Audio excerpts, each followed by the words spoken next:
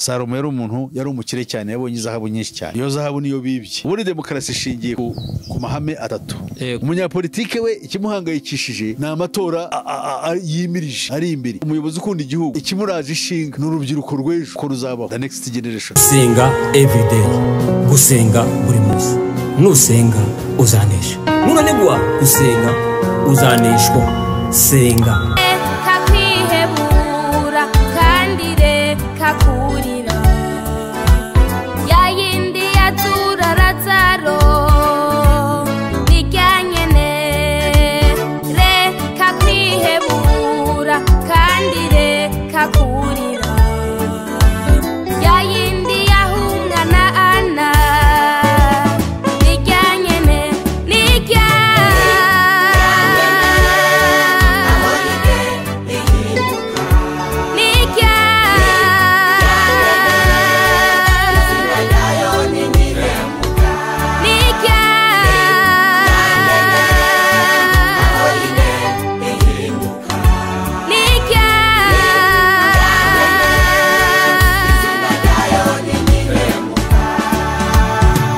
Suhuze nshuti ya gusenga everyday, nizere ko mumeze neza. Mu bisanzwe muri kumwe nanje Manirakiza Edouard, abari mu Rwanda Shalom, abari mu Burundi, abari muri Congo, abari muri Uganda, abari muri Mozambique, Afrika y'Amajepfo, abari muri Afrika mwese mwumva ikirundi n'ikinyarwanda n'ikinyamurenge n'ikinyabwishi, mwese turabakiye kubise tubabwira ngo turabakunda mu nshuti zakadasohoka. Abari ku mugabane wa Burayi Shalom, abari ku mugabane wa Asia namwe turabasuhuje, abari ku mugabane wa Amerika namwe turabasuhuje, abari ku mugabane wa Oceania turabasuhuje. Nkuko kuri kamera ya gusenga turi kumwe na Pastor Musisi wa Pastor. Ngaho neza Amakuru y'imisi. Amakuru turaho turashima Imana. Yego. Niriye ko nari muri amahoro. Yego. Nguwe neza muri kino gihe. Yego. Kino gihe kigoye abagenzi ariko turashima turi amahoro kandi turasingiza Imana kuko reka tukabaho tukirirwa tukarama. Pasiteri watangiye no suhuza abantu bakurikiye. Ya ndabashuhuje mwese bari ku rubuga rwa gusenga everyday. Nishimiye yuko muri amahoro kandi ringiye yuko mukunda kujijuka no kugira ngo umenye aho isigana no kumenya yuko inzira imwe rukumbi agakiza kacu yitwa inzira cyangwa ikitwa umuryango, irembo irembo Yesu niko hari irembo ry'intama ngo uzinjira muri iryo rembo nyine uzakizwa. Ubwo rero nibyo tuba dushaka kubamenyesha babwira iyo nzira kandi tukanababwira n'isi turimo uburyo ibayeho kugira ngo tumenye neza aho turahariho umunyabwenge yiyarure kuko turi mu menyo ya rubamba. So rero murakoze, Imana ibaho umugisha. Mwatangiye munasenga Imana. Imana ishobora byose turagushimye, uri umwami w'amahoro, uri umukiza wuzuye urukundo n'imbabazi kandi uratuzi uko turi. Niyo mpamvu washatse kudukorera agashya abantu batazi yuko aho gashya hakaba ari uko muri Kristo Yesu washatse kwiyunga n'isi abayituye kugira ngo babe umwe nawe binyuze mu mukiza wadukuyeho ibibi byatumaga Imana idashobora kudushyiraho amaso yayo kugira ngo tube mu buzima bushya bwanga ikibi, ahubwo buhirimbanira gusa n'Imana. Muri urwo rwego tugakora abameze batyo banezeza Imana kandi imbabazi z'Imana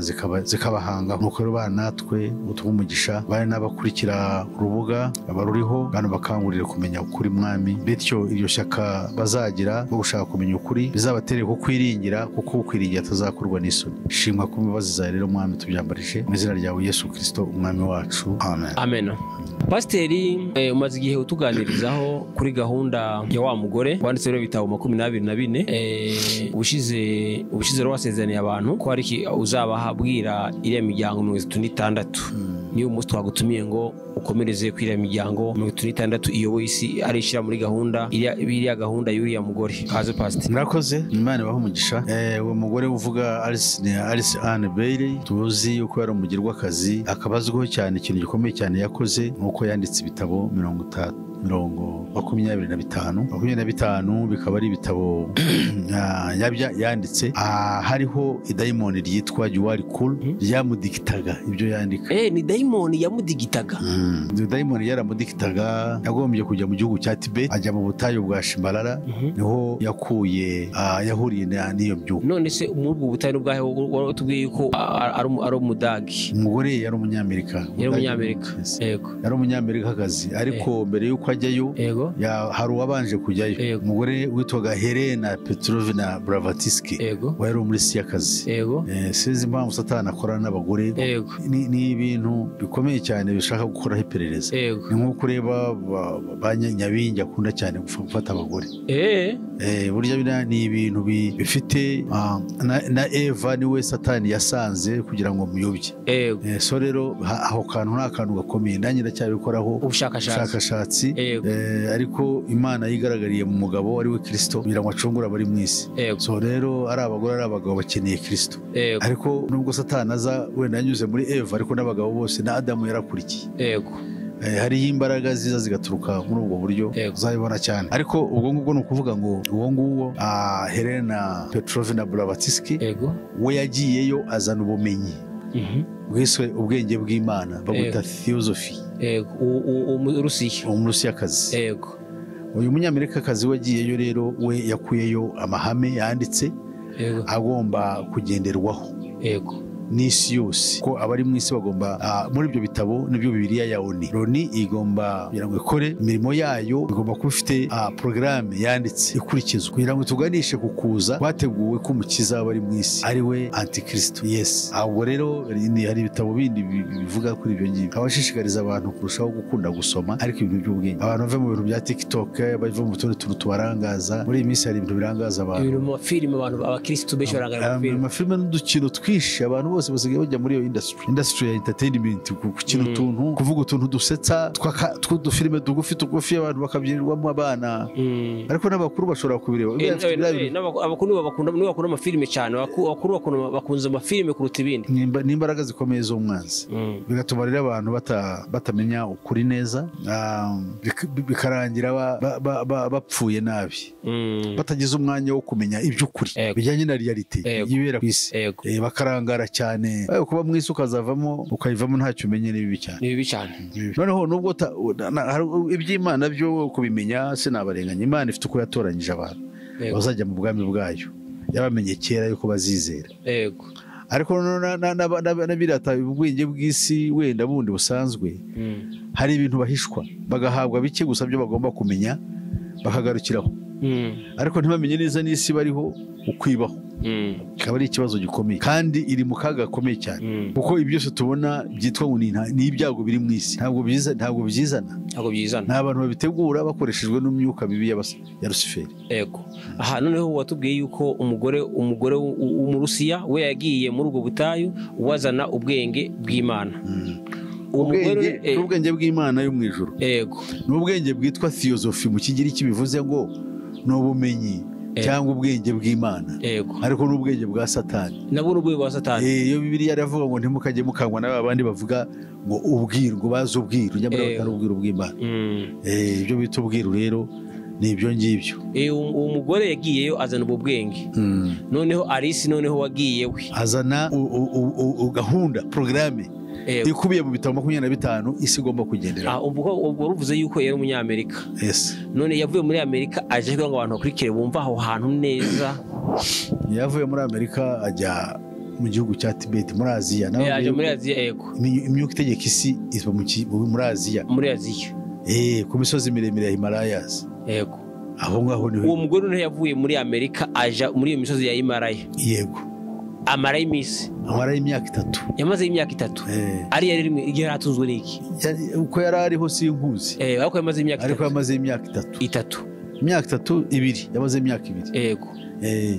imyaka 2 yayimaze yiga yandika yanditse ibitabo 19 ari kuri uwo musozi mu butayu bwaho iyo ugeze kuri iyo misozi hari ahantu hashashe ariko h'ubutayu aho rero niho yagiye niho yabaye uko yabayeho ariko yarehejwe n'uwo mugore wa mbere umugore wamureheje uriya w'umurusiyakazi wamureherejeyo ajyayo agiyeyo rero ahakura we ahakura porogaramu yanditse ibitabo 19 adikita ari kuri uwo musozi agarutse rero agiye muri Amerika ahashinga icyo bita Lucis Trust ni icapiro ryacapiye ibyo bitabo byose ariko iryo capiro ryitwa ubundi Luciferi Trust iryo capiro yitwa Luciferi Trust ariko bahinaho kugira ngo abantu batamenye ibyo ari byo baryita ngo Lucis Trust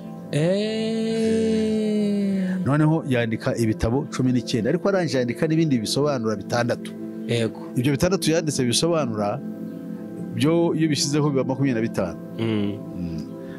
Atangiye ubu nibyo bikoreshwa muri ONU, niwe washyizeho n'aya mabwiriza dukurikiza bino abantu byo guhindura ibitsina, ubutinganyi, hari ibyo n'izindi ntuza tuziga mu buryo bwihariye,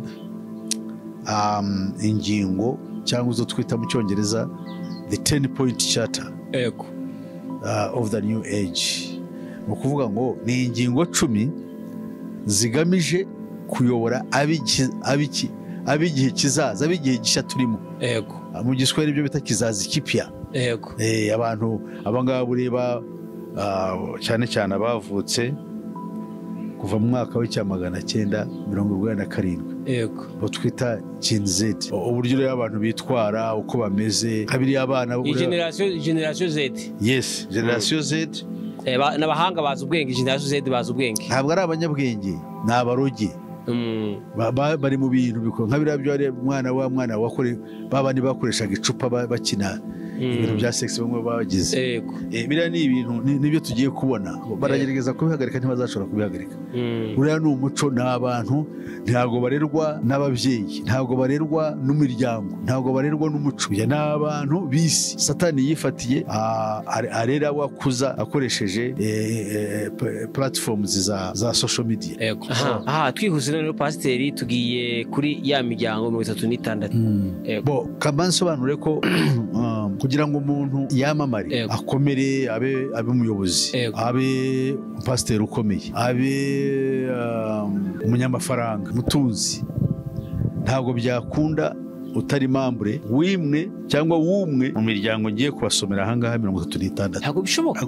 Ni ibanga ryashyizwe ahagaragara ngo in order, mu cyongereza baravuga ngo to create the dictatorial new world order, the support of top political leaders is essential. Ngo niba dushaka kugira ngo habeho gahunda nshya yateguwe ya Satani yateguye yo kuyobora isi, ngo ntabwo byakunda habe n'akanga n'amara hatabonetse abatwari, abayobozi muri politiki bakomeye kugira ngo abo aribo babishyira mu bikorwa. Aba bayobozi rero nari maze kubabwira ko abayobozi ntabwo gahunda Luciferi ashaka gukora agomba gukoresha abakomeye mu nzego za politiki. Niyo mpamvu abo ngabo mu cyongereza bita great ones, ni abantu bakomeye bo mu isi, ariko nubwo bakomeye si bo ba nyiri ugutoranya. Nanone bo bakora nka frontmen, ni ukuvuga abantu bashumurizwa, bashyirwa imbere, bakaba bagaragara, ariko inyuma hari izindi mbaraga zikora zigizwe n'amashyirahamwe y'abantu bambaye umubiri ariko bakorana directement n'abadayimoni.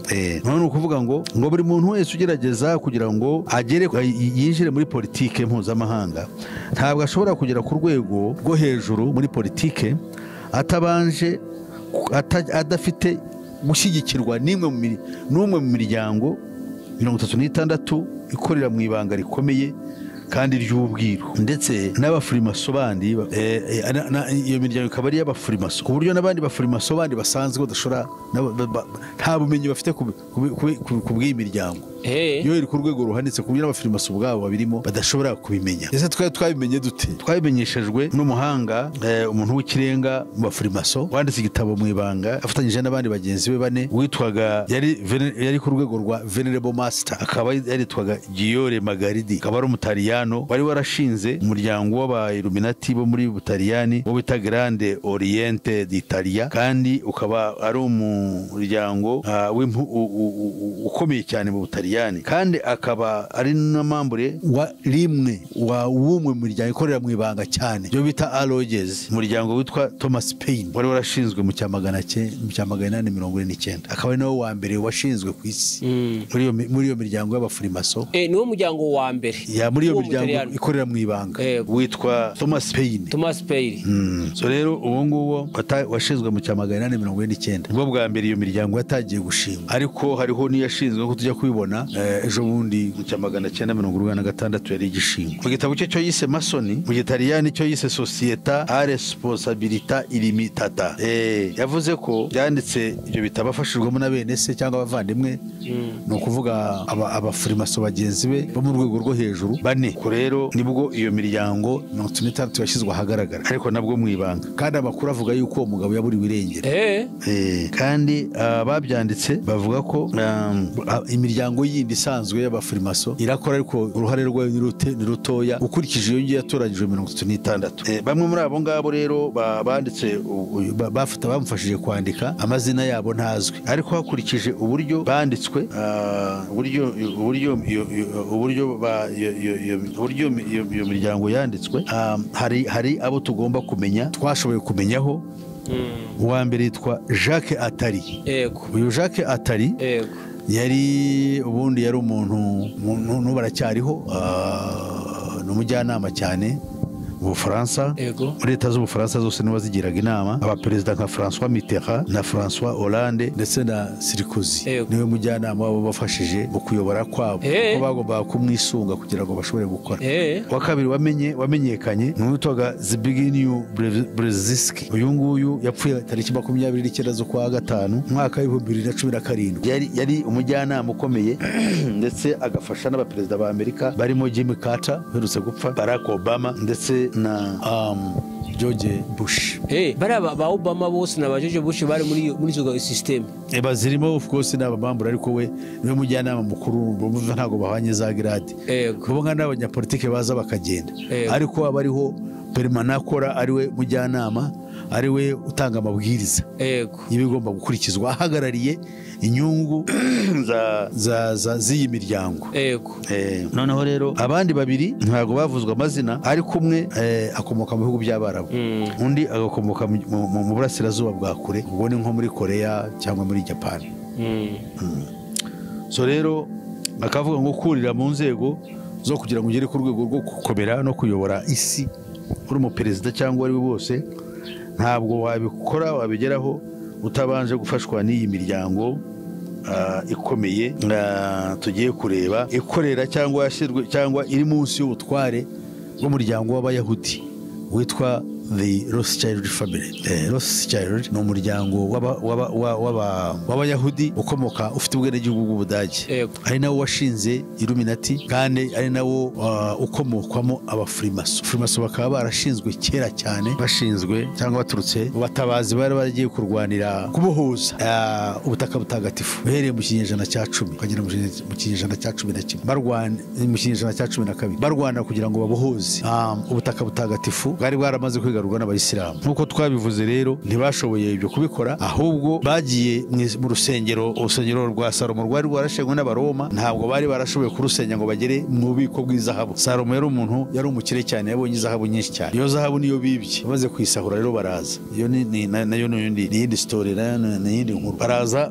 bakira ubwo batangira gutegeka isi, nuvuga ngo isi kugeza ubu akaga irimo ni ubutunzi bwa Salomo, nibwo bwigaruriwe n'abajura, barabukoresha ku isi kugira ngo bayipyinagaze. Nibo bazanye intambara zikomeye mu Burayi, baryanisha abantu, na Napoleon Bonaparte ni yari uwabo, na Hitler, mu byo bakora byose. Ubwo ni ukugira ngo ababyumva bagire nabo umwete wo gushaka bamenye ukuri. So rero iyo miryango iriho 36, 19 ya mbere yo ivuga ko iharanira inyungu za demokarasi. Kuziharanira ariko soko bashaka demokarasi, bihisha inyuma y'amahame ya y'ibyitwa demokarasi, kugira ngo bahangane n'iyindi groupe yo ikitwa anti-democratic, ikaba igamije gushyiraho ubutegetsi ku isi, ariko ubwo butegetsi ku isi bukaba bufite ishusho ya cyami, niyo aristocratic. Ni ukuvuga ngo niyo aristocratic ni ukuvuga ubwami bwa mikorere mishya, ubuyobozi bw'ishusho nshya ariko ya cyami, kandi buri mu maboko y'abantu bake, icyo bita oligarchy cyongereza. Hanyuma rero abandi bo bakaba bavuga yuko biyitira abademokrate, ngo bari progressive kandi bari democratique. Icyo bashaka ariko ni uguhanganisha isi. Ahangaha ho mvuze anti-democratic ni igitugu. Ibihugu bitagendera ku mahame ya demokarasi ngo yeruye, ubundi ni igitugu. Abo rero nibo usangamo kategori nk'abayobozi b'Ubushinwa, abo b'Urusiya n'abindi bihugu byinshi bya Amerika bari kwanirwa bitwa demokrate, ariko abanyagitugu mbese babandi batembera amashyaka menshi kabari kuvuga kugira ngo abantu babyumve. Abo abo ngabo bari muri bayoborwa n'iyi miryango 17. Yego. 17 ifite amazina yayo na 19 ifite amazina yayo. Yego. Reka dutangire kuri iyi 19 ivuga yuko yo ihagarariye inyungu za demokarasi. Yego. Cyangwa se bihishe inyuma y'ikitwa demokarasi kugira ngo bazane amage mu isi. Wa mbere witwa Thomas Paine washinzwe mu cyamagana 850. Wa kabiri witwa Montesquieu washinzwe mu cyamagana 870. Hari uwitwa Arjuna Phoenix. Iyo urebye bino bintu ubikurikira aya mazina n'amazina afitanye isano n'amagambo ya kera y'abaromani abafite icyabavuze cyangwa yabagira iki.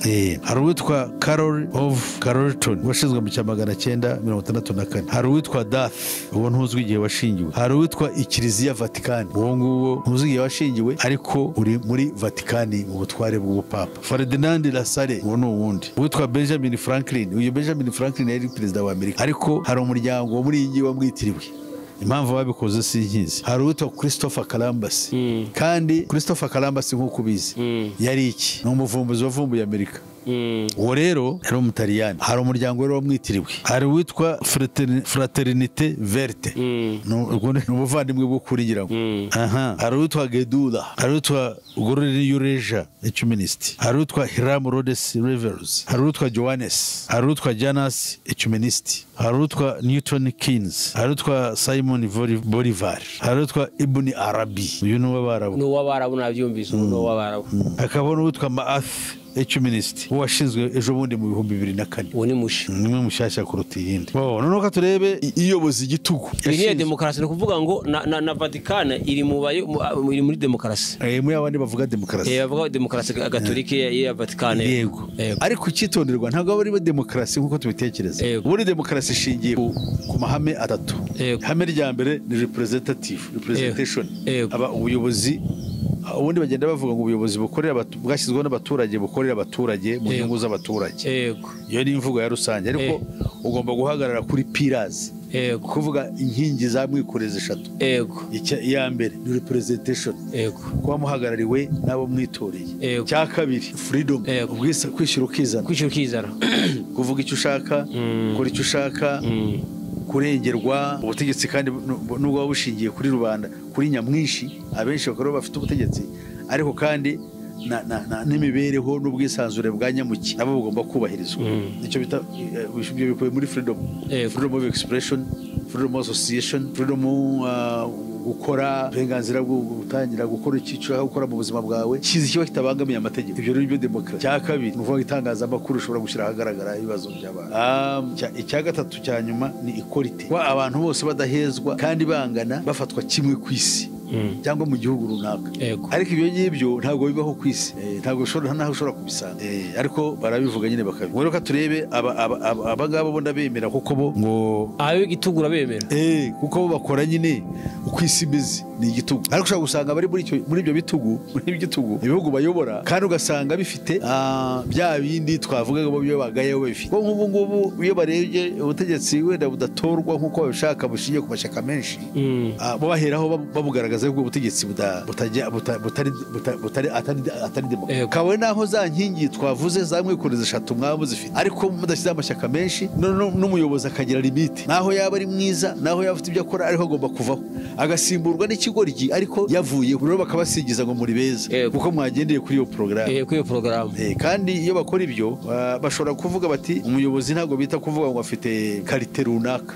Oya kiza bavuga ngo afite apfa kuba yatowe gusa bamutoye. Nawe yaba atowe n'abantu bitwaje idini cyangwa amoko uko ameze uko nta kibazo uwo ni we wabo kuko bo ntabwo batekereza mu cyongereza ibyo uta statesman cyangwa statesmanship. Ubuyobozi bwa gifura bushingiye ku muntu twavuga nk'umubyeyi ukunda igihugu ukitangira ukishimira ushishikajwe n'iterambere ryayo. Bo bashishikajwe n'abanyapolitike kuko umunyapolitike we hariho itandukaniro hagati y'umunyapolitike icyo bita mu cyongereza politician n'uwo twakwita umuyobozi ukunda igihugu twita statesman. Baratandukanye cyane kuko umunyapolitike we ibyo ni uguhuguza. Ni ukuvuga ngo ashingiye ku mahame avuga ngo politics is a dirty game. Ni ukuvuga hari imvugo bavuga ngo a politician is concerned with the next election but a statesman is concerned with the next generation. Avuga icyongereza ubwo birabafasha kubyumva. Umunyapolitike we ikimuhangayikishije ni amatora yimirije ari imbere uko azayifatamo kugira ngo akomeze abiki ayobore. Ariko umuyobozi ukunda igihugu wo twita statesman we ikimuraje ishinga n'urubyiruko rw'ejo ko ruzabaho the next generation. Umuturage w'u Rwanda, umuturage w'igihugu cyari cyo cyose abereye umuyobozi, ese ejo kizabaho gite? Kizakuraho akazi? We nibyo bimuhangayikishije. Niyo mpamvu rero kubona abantu nk'abo ngabo ni bake kandi bararwana ntawe bakunda. Niyo atinze baravuga ariko atize cyane ku buyobozi kuko cyadashyiraho ariko ngo limite ngo akagira manda 5 zashira akava akagenda hakaza undi tugahora muri ibyo bintu. Kandi uzarebe societe nk'izi zikora amafaranga umuntu ashobora kuyobora imyaka 30 bagira icyo kandi bagashaka yuko akomeza kuyobora kuko afite ubunararibonye, afite ubushobozi, yakuriye muri iyo systeme kandi irimo irunguka, ntabwo ushobora kumuhindura. Ariko umunyapolitiki baravuga natwe bamaze kubidushyiramo barakubwira ngo ariko se ngo nuzi kubyina neza ngo igihe kiragera ngo bakajya ku ruhande ngo bari nabo bakabyina. Imigani ya gipumbafu iri aho ngaho ngo nibyo abantu bakurikiza. So tujye kureba ibirango by'imiryango nari nkubwiye 17 yo ishyigikiye igitugu ku isi. Uwa mbere witwa Pacifor washinzwe mu cya 862, uwa kabiri witwa Valhalla washinzwe mu cya 871, uwa gatatu witwa Dairy Ring washinzwe mu cya 881. Dairy Ring ijyango ni ijambo ry'Ikidage. Uwa kane witwa Edmund Burke cyangwa Edmund Burke washinzwe mu cya 888. Ukurikiraho witwa Leviathan cyangwa Leviathan washinzwe mu cya 910. Uwitwa Joseph de Mestre nawe washinzwe mu cya 910. Uwitwa Pan Europa washinzwe mu cya 947. Uwitwa Lux ad Orientem washinzwe mu cya 967. Uwitwa Three Eyes cyangwa se maso atatu washinzwe mu cya 968. Uwitwa Amun washinzwe mu cya 972. Uwitwa White Eagle cyangwa se kagoma y'umweru washinzwe mu cya 978. Uwitwa Tao Lodge washinzwe mu cya 980. So ikintu cyero cy'abanatabara kigiye kuba ku munwa w'abantu benshi ko abantu bagiye kwinjira mu maji batagire gutekereza icyabatabara. Satani ni umuhanga kugira ngo rero abantu bagire batyo azayirukanka kaza gashyiraho amadini gashyiraho nk'ibyo tuvuga bya mega churches aho abantu baba bavuga barakorera Kristo ariko kandi bahimbaza ibigirwamana bakurikira n'imbaraga za gikoni bavuga ko ari imbaraga z'umwuka we. Aba rero nshaka kugira ngo tugarukira aha. Basi urakoze, Imana igushika tugushimire, kadushimire nawe warubanye natwe muri cyane tubwire ngo Imana iguha umugisha. Reka dushimire umuntu wakaze subscribe cyangwa koze sabone. Nawe ushobora gukora ubwa mbere ugize kuri gusenga YouTube gusaba ukanda subscribe cyangwa gukora sabone kugira ngo uzazubone ibiganiro byacu bitagoze ubone inyigisho zacu kuko dufite gahunda yo kubaha ibintu bizima, kubaha inyigisho nzima, kubaha ubwenge buzima, ibintu mutigeze mumva muze mubisharinga mubihereze ubutumwa ntukabugira ubwiru nurangiza kubwumva buheje uti yawe uko umuntu byamufasha.